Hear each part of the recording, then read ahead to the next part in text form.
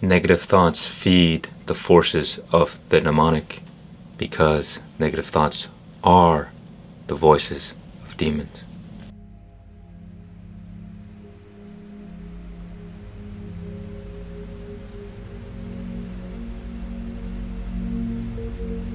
My spiritual journey began long ago because I was constantly bombarded with negative thoughts on a daily basis. And you see, most of us deal with a never-ending stream of thoughts in general, but it is often the negative thoughts that get our greatest attention. Now, I'd like to note that I no longer see negative thoughts as demonic. But for this video, we will operate in this paradigm because it is a great way to understand the way negative thoughts work and how to overcome them. And so if you imagine that there are demons all around, and they require energy to survive, but they cannot produce energy themselves, so they have to take it from other people. So their job is to steal our energy. And so by inflicting fear, shame, guilt, regret, rumination on negative thoughts, this is how they steal our energy. And so, simply put, to overcome negative thoughts and to transcend the forces of the demonic, we have to stop feeding them. And when we stop feeding demons our energy, then eventually their power over us becomes less and less. And if you build a stronghold within yourself, then eventually these so-called demons will stop attacking you as much because they've realized that you are not a proper fuel source for them. And to try and attack you is not worth the effort, because they are always operating in this state of lack and necessity, this hunger, so they have to be strategic.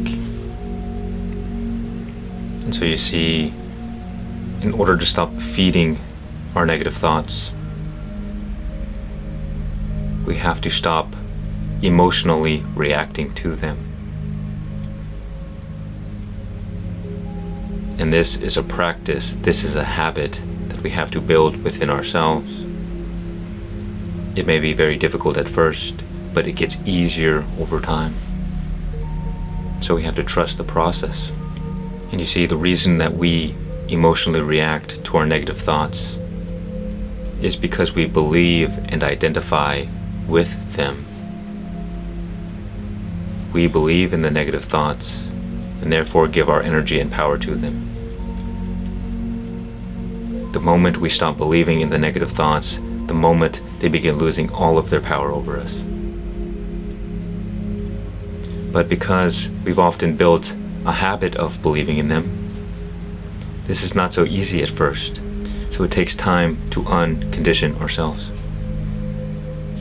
What these negative thoughts often do is they attack things we are deeply interested in, things that we deeply care about, like our families, like our future, like our own health and well-being.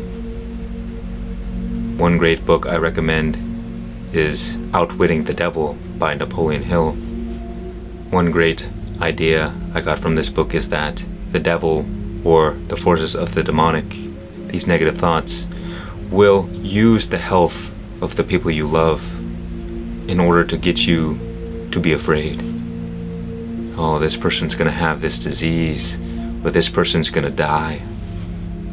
And because you love that person, of course you're gonna be a bit shaken up by it. But once you can recognize that this is just the game that the mind plays to try and get you to be afraid, then it is easier to just say, I know your tricks, I know your games, you cannot fool me. Think of it this way. Imagine a sleazy salesman who's trying to get you to buy a bad product. The salesman has to use all these manipulation tactics and is silver-tongued and has to say the right things and knows all the right things to say to you to push your buttons, to get you to react emotionally And then once you react emotionally, then everything becomes automatic. You are no longer operating from the conscious mind, but you are operating from the unconscious mind. And so realize that the mind, these negative thoughts, have no power over you unless you buy what that salesman is selling you. But if you don't buy it, then the salesman has no influence or power over you. But the moment you believe in it, the moment you purchase what the mind is selling you, now you're intertwined, caught up in the negative thoughts, the negative reactions and emotions. And the first step is simply to be aware of your thoughts on a daily basis. Because oftentimes we are going throughout our day and there's a never-ending stream of thoughts going all the time, below our conscious awareness or on the periphery of our awareness. But we must take a step back and pay attention. And what you realize may be quite astounding. Thoughts produce emotional states that reflect the nature of these thoughts. So we may feel anxiety or depression or a bit sick or any kind of negative feeling, and we don't know why. But the moment we begin paying attention to our thoughts, we can see, oh, this is why I feel this way. Because you won't just randomly feel negative emotions for no reason. What often triggers these negative emotions is some kind of thought that begins this process of negativity. Now, you may be influenced from energy in the external world, and that can influence your emotions, that can influence your thoughts. So we have to be very careful where we are giving our energy, what we are allowing ourselves to be exposed to. Don't feed your mind with garbage, because if you are inputting negative information into your mind, then that's going to plant seeds for future negative thoughts. Don't listen to people who are always negative, who bring that negative energy, because it will most certainly rub off on you. Clean up your environment, because a dirty environment will result in a dirty mind, in a cluttered mind. Let's think about this in a more practical and biological way. You see, thoughts can be seen as electrical impulses in our brain. And what thoughts do, what these electrical impulses can do, is they send electrical signals into our body to trigger biochemical reactions that we call emotions. This is how the body and the mind or the brain communicates. This is how the unconscious and the conscious mind transfers information back and forth. And so if you have a lot of chaotic energy in your system, in your brain, then chances are you're going to have more negative thoughts. In my experience, certain foods will trigger negative thoughts because certain foods are more inflammatory than others. So the degree in which your system is chaotic increases the chances of, let's say, random or misfiring electrical impulses, which we will experience as random or chaotic thoughts, oftentimes negative, because chaos is the force of negativity. One time, many months ago, I was talking to this guy on Reddit who said he was taking some kind of pharmaceutical medicine, something like Adderall or something to deal with anxiety. He was a veteran and he had some kind of PTSD. And he was saying that when he was on the pharmaceutical, things would be fine, there was no problem. But as soon as he stopped taking it, he would begin to get all of these negative thoughts, flashbacks from the war or his time in the army.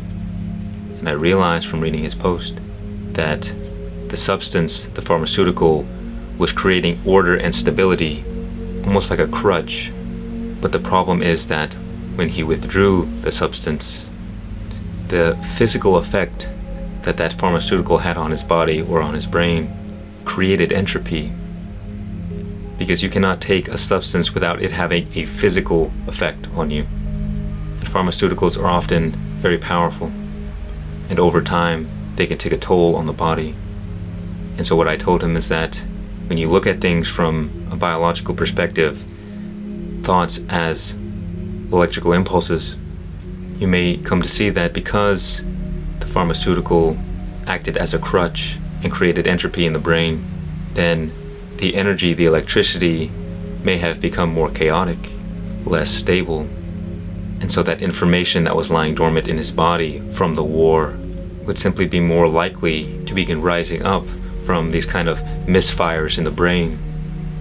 Because not only did the substance create a bit of entropy, more chaos, but it also removed the crutch. It decreased the order in the energy system and increased the chaos. Now, of course, this is just my own speculation, but the point I'm trying to make is that we are an orderly system, an energetic system. Thoughts are energy, emotions are energy. And so the more chaotic our system is, the more random thoughts we might have. And because chaos is the force of negativity, those thoughts may have a negative tone. So that is why one of the best tools for overcoming negative thoughts is meditation. Because when one focuses inward or on something in a one-pointed fashion, one creates stability and focus. And that creates order. And when one has a more orderly mind, one can more easily deal with chaos. But if one is very chaotic, then the added stress of negative thoughts can be debilitating. It can be very difficult to handle. And so if we see chaos, entropy, negativity as the force of death in our realities, and order, stability as the force of life, then we can understand to begin aligning ourselves more towards a harmonious state, becoming aligned with life. And we must create more order in our system and the environment around us. And so we establish good routines, morning routines. We can do a grounding practice or an earthing practice where we connect to the earth, and this grounds our energy, takes the chaotic energy and gives it to the earth. I've heard it said that the electrons passed between the earth and our system may bind to the free radicals, therefore reducing inflammation, reducing entropy, and reducing chaos in our system. Making sure our environment is clean and orderly, because a messy and chaotic environment will decrease our willpower. It will decrease our ability to handle chaos. Think about it this way: it takes no effort to fall down, but it takes a lot of effort to get back up. So by default, we are already at a disadvantage against the force of chaos. Therefore, any amount of added chaos to our life has a compounding effect. This is why people stay stuck forever. It's like a black hole. You get caught in it, and to escape it is extremely difficult. But it can be done. The trick is to keep moving, keep pushing forward, keep getting back up. Because the only way you can fail, the only way you can be defeated, is if you stay down. So take the time to create more order in your life. Use meditation to rest in stillness. Focus your attention on the presence experienced within, because this presence is eternal. It is always there. So it is always reliable. We can always return back to the present moment, no matter what is happening in the external world or in our minds. The present moment is a safe haven that protects us from the forces of negativity. And so day by day we can begin improving just 1%, eating a bit healthier, less inflammatory foods, grounding a bit more, cleaning a bit more, walking and moving a bit more, getting the blood flowing, getting the oxygen and breathing, going for walks, going for runs. What you will find is that if you are thinking a lot before bedtime, remember thoughts are electrical impulses, so your brain is literally going to be energized. This will disrupt your sleep, and without good sleep, everything in your life is diminished. I guarantee this is the source of many people's insomnia, thinking too much before bedtime. So don't allow your sleeping space to be for anything but sleep. Don't eat there, don't look at your phone there, don't even think there. Because once you get in the habit, then every time you go to sleep, it will be a trigger to start thinking or to start looking at your phone. This has been one of my greatest problems, that I seem to love to think the most as I'm trying to go to bed. And once this process of thinking has spiraled out of control, your brain is energized. And so now you have to go release that energy, which I like to do by stretching or doing shaking exercises, shaking the body, going for a short walk. That helps release a bit of energy. So let me know your thoughts and any idea for future videos down below.